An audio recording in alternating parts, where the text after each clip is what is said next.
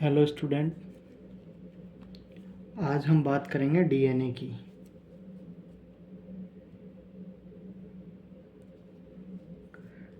DNA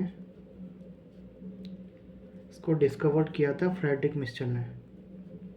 discovered by Friedrich Miescher.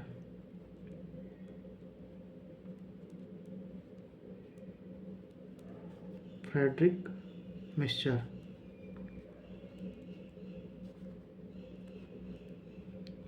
1869 में 69 में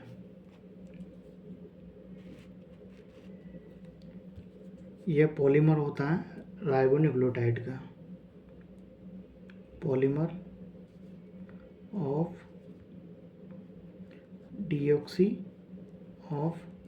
deoxy ribonucleotide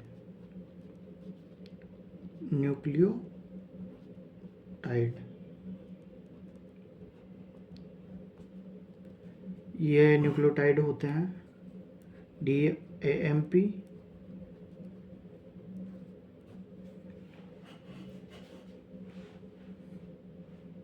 adenosine monophosphate, adenine monophosphate और DGMP, गोनोसिन monophosphate, DCMP और DTMP। ये न्यूक्लियोटाइड होता है जिसकी चेन होती है, उसके पॉलीमर का डीएनए बना होता है। इसमें बेसिकली प्रेजेंट होते हैं sugar, deoxyribose sugar,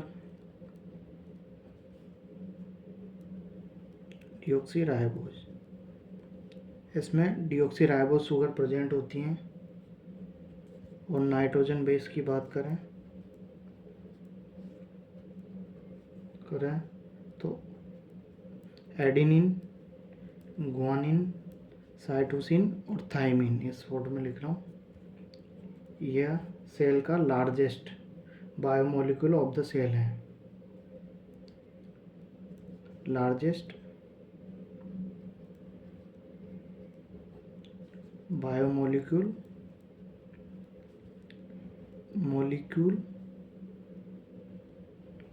of the cell. Cell का लार्जेस्ट बायोमोलिक्यूल है। क्या है? सेल का लार्जेस्ट बायोमोलिक्यूल है। तो हम बेसिकली डीएनए दो टाइप के होते हैं। कितने टाइप के? डीएनए दो टाइप के। मैं बना देता हूँ।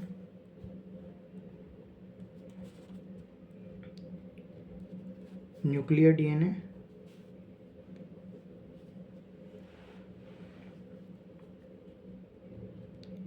Nuclear DNA,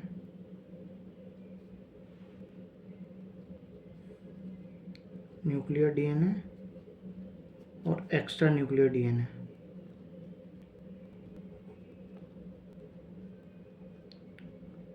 nuclear DNA, extra nuclear DNA. यह डीएनए होता है, ये न्यूक्लियर के अंदर होता है। DNA inside nucleus. ये जो डीएनए होता है सेल के न्यूक्लियस के अंदर होता है। DNA inside nucleus. और ये डीएनए न्यूक्लियस के बाहर होता है। DNA outside nucleus. Outside nucleus.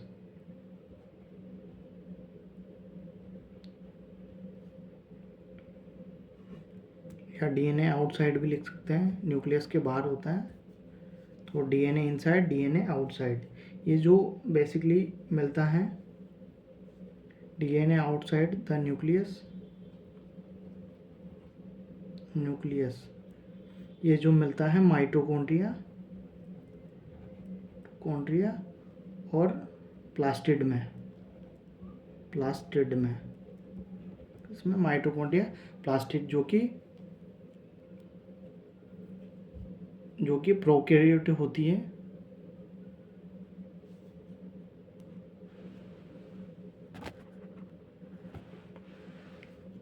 Mitochondria और प्लास्टिड में मॉडिफाइड प्रोकैरियोट होती हैं। इसमें डीएनए आउटसाइड द न्यूक्लियस, ये माइटोकॉन्ड्रिया प्लास्टिड में मिलते हैं जो कि मॉडिफाइड प्रोकैरियोट होते हैं। ये linear DNA, linear double standard DNA and associated with histone protein के साथ जुड़ा होता है। जो लीनियर डीएनए होता है न्यूक्लियस में पाया जाता है, ये हिस्टोन प्रोटीन के साथ जुड़ा होता है। Linear double standard DNA associated with histone protein के साथ जुड़ा होता है। हिस्टोन, ये सर्कुलर डीएनए, ये लीनियर होता है, ये सर्कुलर होता है। Circular double standard DNA and not, यह स्टोन प्रोटीन के साथ एसोसिएट नहीं करता है, ये सर्कुलर डीएनए के साथ जुड़ा नहीं होता है, स्टोन प्रोटीन के साथ जुड़ा नहीं होता है। नॉट एसोसिएटेड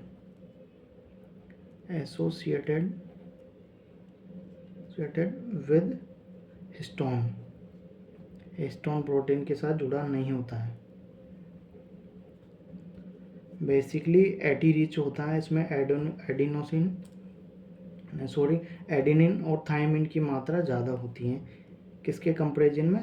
ग्वानिन और साइटोसिन के कंपैरिजन में एडेनिन और थायमिन ज़्यादा मिलता है, एटी रिच होता है।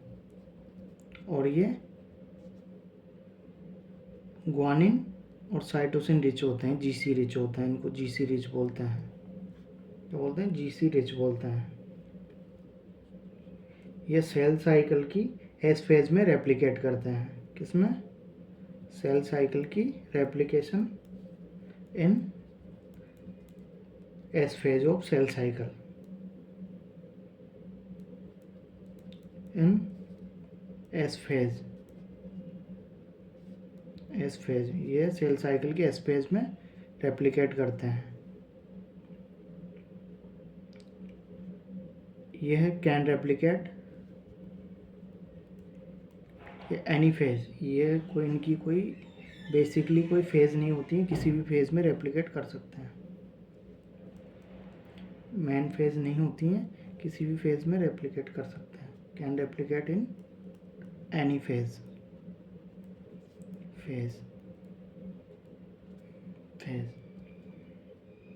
इसके पहले मैं आपको एक बात बताऊं कि जो हमारी अपनी फर्टिलाइजेशन की जो स्टेज होती हैं, इसमें जो डीएनए होता है उसके बेसिस पे एक बात चीज़ समझाना चाहता हूँ। तो जो अपना स्पर्म होता है उसमें हेड होता है, हेड, उसके नीचे जस्ट मिडल फीस होता है, स्पर्म होता है, उसके हेड होता है, उसके नीचे एक मिडल फीस होता है, मिडल फीस, उसमें माइटोकॉन्ड्रिया प्रेजेंट होती है। किसमें? मिडल फीस में हेड होता है, उसमें न्यूक्लियस प्रेजेंट होता है। ऐसा ही ओवम होता है, उसमें न्यूक्लियस होता है और एक माइटोकॉन्ड्रिया होती हैं, जिसमें जो न्यूक्लियर डीएनए होता है वो न्यूक्लियस में होता है, और इसमें भी न्यूक्लियर डीएनए जो होता है वो न्यूक्लियस में होता है। और इसमें जो माइटोकॉन्ड्रिया में जो एक्स्ट्रा न्यूक्लियर डीएनए प्रेजेंट होता है। इसमें जो नीचे मिडल फीस में जो माइटोकॉन्ड्रिया होती हैं उसमें एक्स्ट्रा न्यूक्लियर डीएनए प्रेजेंट होता है। जब ये फर्टिलाइज होते हैं, फर्टिलाइजेशन की जब जाइगोट बनता है, जाइगोट स्टेज में, तो जब मेल स्पर्म से जो न्यूक्लियस से जो डीएनए आता है, न्यूक्लियस से डीएनए आता है, और इसमें भी ओवम से भी न्यूक्लियस से डीएनए आता है। कहाँ से? इसमें भी स्पर्म से, स्पर्म के न्यूक्लियस से डीएनए आता है, और इसमें भी स्पर्म के न्यूक्लियस से डीएनए आता है। इसके अलावा जो माइटोकॉन्ड्रिया का एक्स्ट्रा न्यूक्लियर डीएनए वो भी आता है। किसका? इस ओवम से, ओवम से जो एक्स्ट्रा डीएनए है, एक्स्ट्रा न्यूक्लियर डीएनए वो भी आता है। बट स्पर्म से वो DNA, extra nuclear DNA mitochondria से नहीं आता है, सिर्फ ओवम से आता है। इससे नहीं आता है। किससे? स्पर्म से एक्स्ट्रा न्यूक्लियर डीएनए जाइगोट के अंदर नहीं आता है, ओवम से एक्स्ट्रा न्यूक्लियर डीएनए जाइगोट के अंदर आता है। दोनों से न्यूक्लियर डीएनए तो आते हैं। कहाँ से? स्पर्म से और ओवम से न्यूक्लियर डीएनए आते हैं, बट एक्स्ट्रा न्यूक्लियर डीएनए है वो सिर्फ ओवम से आता है। किससे? ओवम से।